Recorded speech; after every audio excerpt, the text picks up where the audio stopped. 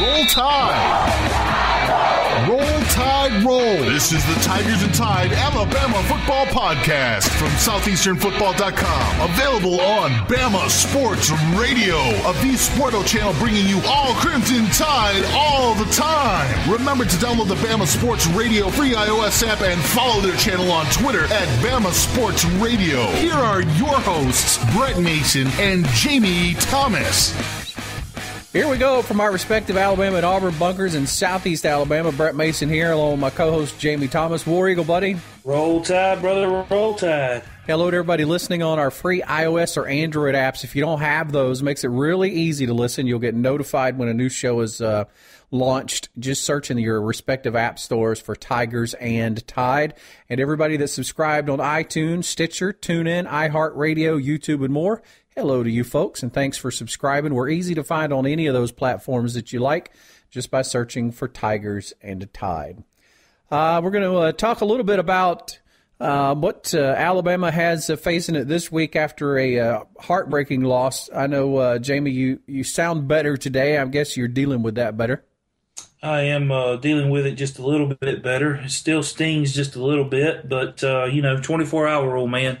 Deal with it, move on. Absolutely. What else can you do? That's right.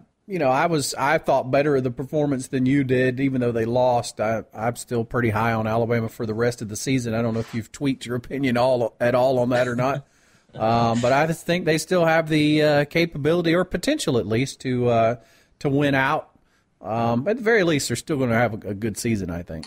Well, in order to win out, Brett, they're going to have to play perfect football, and I just don't know that with the current situation we have at quarterback, I don't know if those guys can be perfect, not make mistakes that they don't need to make in order to beat teams like Georgia, Texas A&M, and LSU. That concerns me. And then, of course, our secondary. Our secondary hasn't been anywhere close to perfect in 3+ years.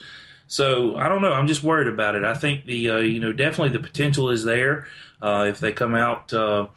They need to show some domination against ULM this week. This is a team that upset Bama and Saban's first year. They need to show some domination. They need to go to Athens next week and play perfect football in order to win that football game. I saw an interesting stat watching the SEC Network earlier today talking about mistakes and things like that.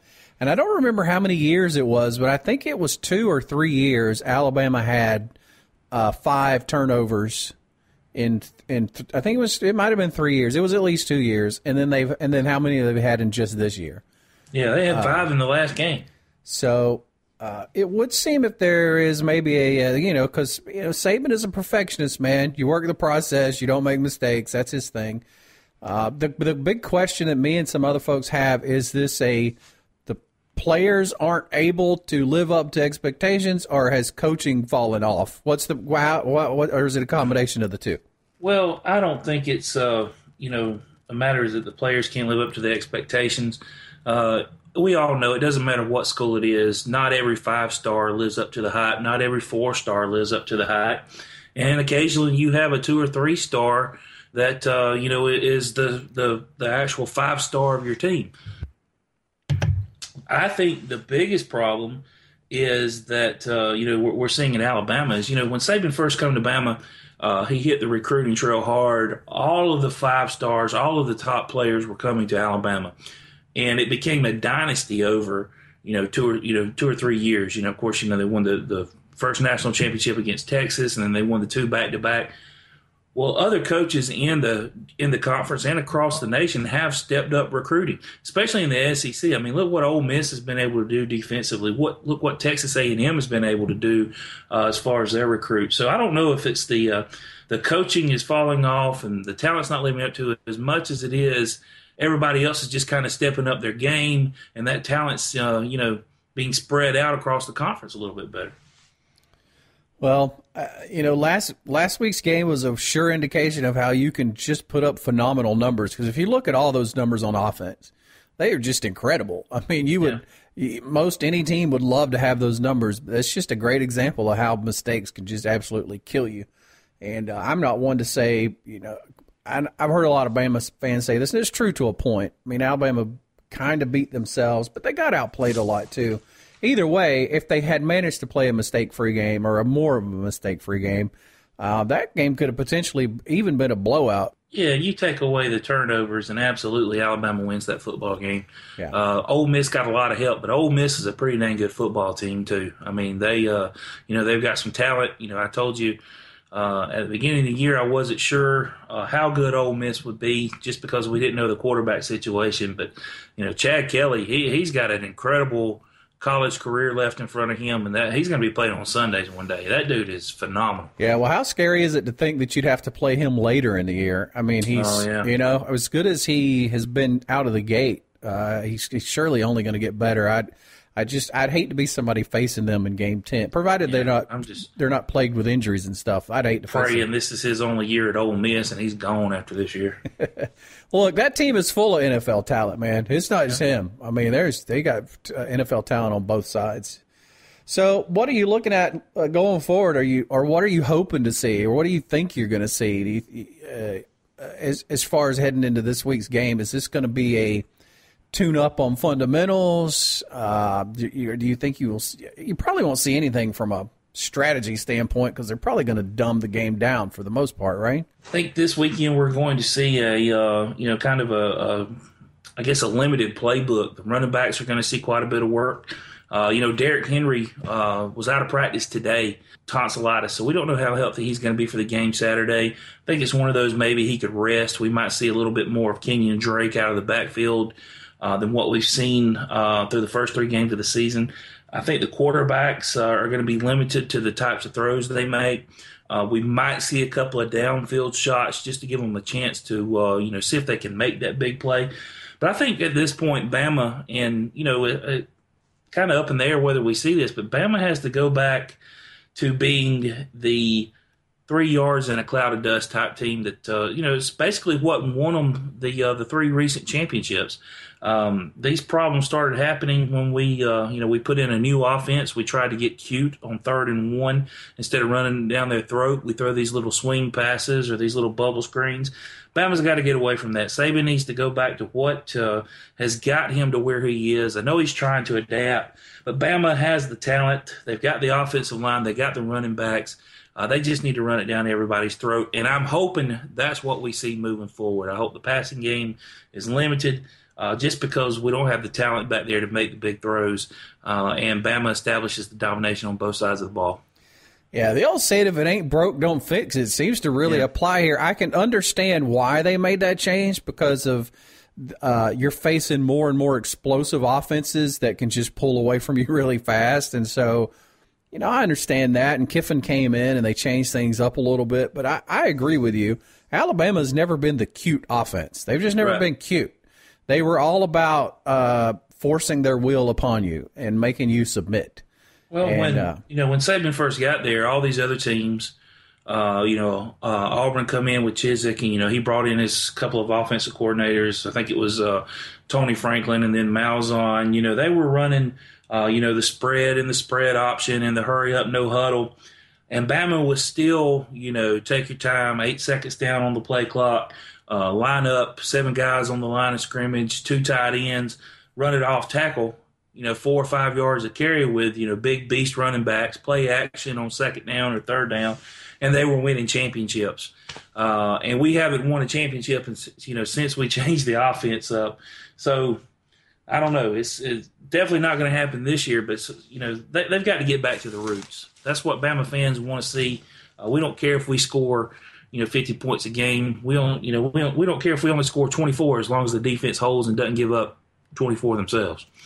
Yeah, the old adage is always going to be true, is that the other team cannot score if their offense isn't on the field. I mean, that's right. They can defensively, but it's much less likely. Yeah. If you got a couple of quarterbacks named Johnson or Coker or Bateman throwing them the football, yeah, they can score. But we digress on that horrible issue. I'm glad to see that you haven't jumped the shark and you aren't like the callers on Feinbaum that are calling for Kirby Smart to lead the team. No, I think, Kirby has done a great job. He's no Nick Saban. Come on. But, he's no Nick Saban. He's absolutely no Nick Saban. Saban, I think, has begun delegating more of the duties in the secondary and the linebackers to the assistant coaches. He said it himself, he wasn't as hands-on as he would like to be. Well, he needs to get hands-on because that's the kind of secondary leadership that we need. He needs to be able to, to spread that knowledge to these defensive backs directly and not through an assistant coach. Kirby Smart is going to be a heck of a head coach one day, but Nick Saban's still the man. It's I don't know, man. Some of these guys crack me up, Colin Feinbaum and these other radio shows and talking about how it's time for Saban to go. He's lost the team. I mean, good gracious. Yeah. I mean, these guys forget about the years that we suffered through. Mike Dubose, Dennis Franchione, the spring game with Mike Price and Mike Shula. Man, if that's what they want Alabama football to be like, then they just don't get it.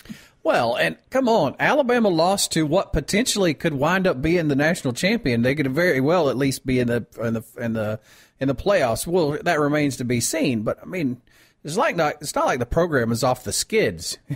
It's not like they almost lost to Jacksonville State. Come on, it's a little bit different. I think Alabama is a victim of the same thing that makes it successful. On the one hand, Alabama's fans expect them to win a national championship every year, which I think puts a lot of pressure on Alabama to spend the money and have the right people in place.